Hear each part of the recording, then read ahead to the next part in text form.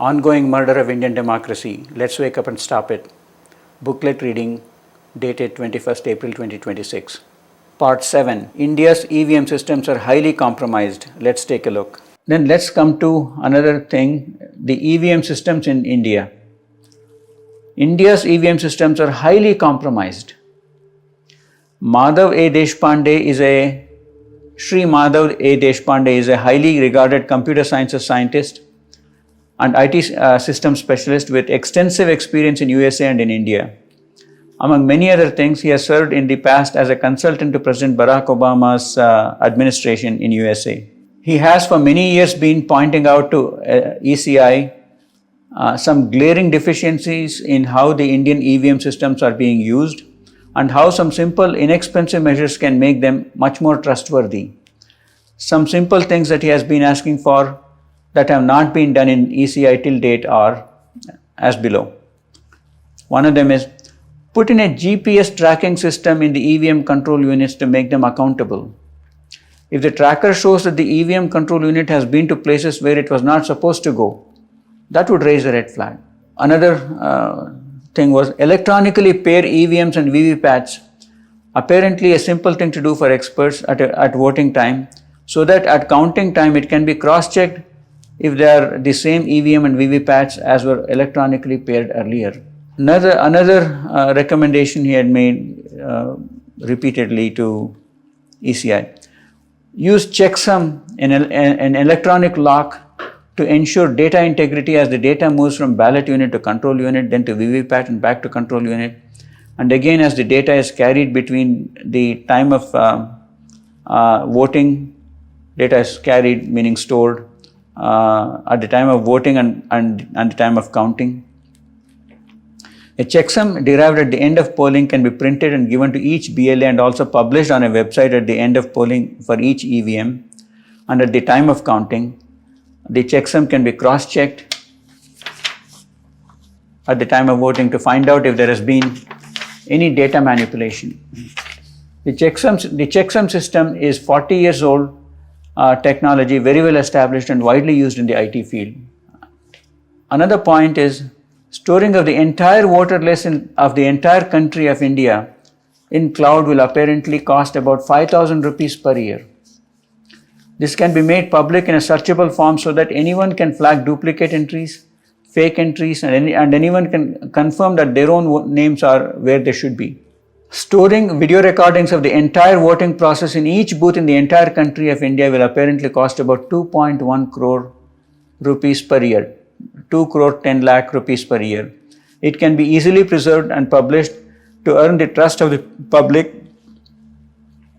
in what ECI is doing and what it is saying. ECI will have no cost-related justification to deny that. ECI has been opaque and silent and non-receptive to any of the above suggestions. There are many other points made by Sri Madhav Deshpande in the different presentations he has made at different times about present Indian EVM systems, and I've listed some of them below. Symbol loading unit is operated as per somebody sitting in one room in the Election Commission of India ECI office. After Bihar SIR, after the final electoral roll was published, 5 days before the polling day, ECI added 3 lakh new voters. They did not publish for the public to find out who those 3 lakh voters were. It should have been made public in a transparent, searchable form, but they did not. In the entire EVM electronic setup, VVPAT has the most powerful microprocessor. In electronic voting system, a foundational principle is that a vote must be cast as intended, must be recorded as cast, and counted as recorded. At each hop of data, that is, at ballot unit, control unit, and VVPAT, a microcontroller necessarily exists.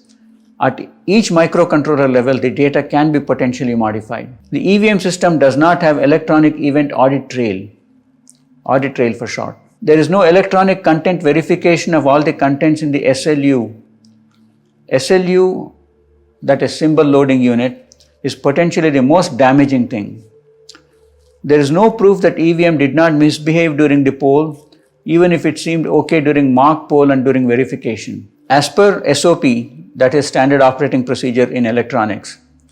Every electronic chip, such as the one in the ballot unit, the control unit and VVPAT, has a unique ID, and a record of that ID should be maintained and be available for audit as needed from time to time. Electronic pairing, similar to how a Bluetooth speaker gets paired to a device that sends signals, should be made to the 3 units used on polling day, that is the ballot unit, the control unit and VVPAT. Once the 3 are paired, that pairing should be maintained during their storage until the counting day. Checksum is an alphanumeric character derived by a mathematical formula applied to the data values and data positions. If checksums are established to the 3 units, ballot, control and VVPAT, and all 3 are the same, that says that the data is the same in all 3. VVPAT is the most dangerous of the 3 units in the EVM system. SLU is an external device that connects to the VVPAT. ECI does not show what the SLU looks like, but it has to be either a USB device or a personal computer.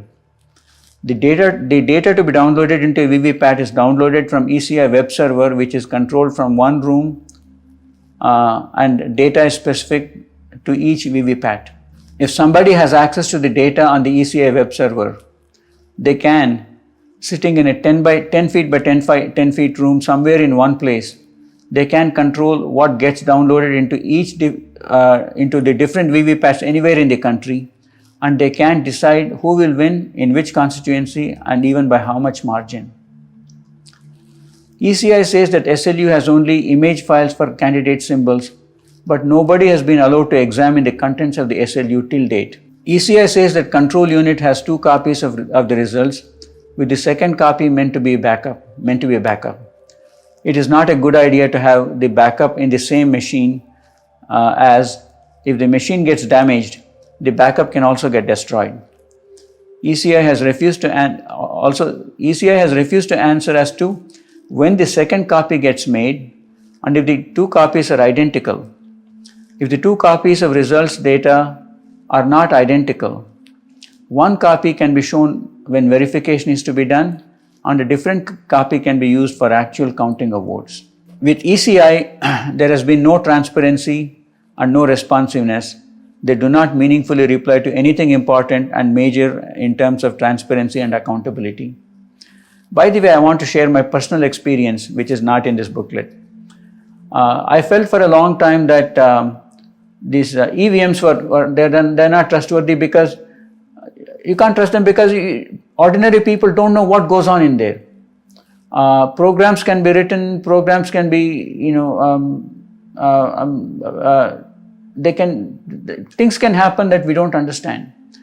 And many years ago, about 10, 12 years ago, ECI invited political parties to come and demonstrate to them how, if they believed that the EVM systems are vulnerable to manipulation, to show them how they are vulnerable. But the conditions were that they can only look at the machines, they cannot disassemble them, and they cannot do any manipulation to them to see if there are vulnerabilities. And ECI has allowed only political parties, I believe registered political parties, to come and demonstrate to them if they are vulnerable to manipulation, tampering, etc. My point was simple. Why? See, this whole election process, and of which the EVM systems are a very important part. The people who have most to lose or gain are the individual citizens of the country, all 147 crore citizens of the country. So every citizen should have a right to demand transparency in terms of what is happening to these EVMs, etc. And with these systems. I gave written request to the Election Commission, to the CEO's office in Karnataka, who is the representative of the Election Commission of India in Karnataka. And I also sent a written request by registered post to the Election Commission office in Delhi also, saying that please allot me 3 full systems, EVM systems, the ballot, control, VVPAT, etc., along with a letter giving me permission to have anybody domestically or outside the country look into it, disassemble the units, and do whatever they need to do to study any vulnerabilities and all vulnerabilities that there may exist in these systems. Because without that official permission, then, giving that official permission is required, so that then people who might be in a position to examine that will feel comfortable that they'll not be harassed, prosecuted, and for disassembling and studying these systems, hacking these systems. ECI never responded. I even filed a RTI request asking what happened to my request for these EVM systems. They never responded. And there was a time many years ago when ECI had issued a blatantly false statement to the press.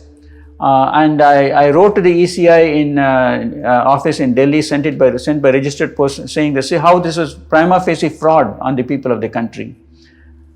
They did not reply to the question, but they sent a letter saying that to better understand how this whole thing works, you look at this document published on the ECI website. It was about a 100-page document, and that never addressed the question that I raised with them. So my point here is silence and evasive answers have been typical of this ECI with regard to EVMs, etc., and other things also. Okay, outside of EVMs also. It's sad, but that has been my experience.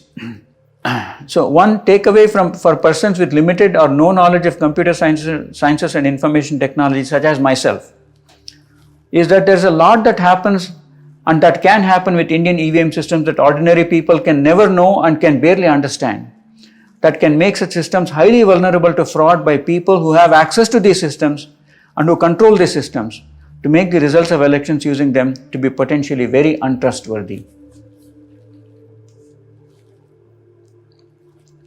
An opaque and unaccountable ECI can make this whole problem so much worse for the country's democracy and for the country, and by extension for we the people of India.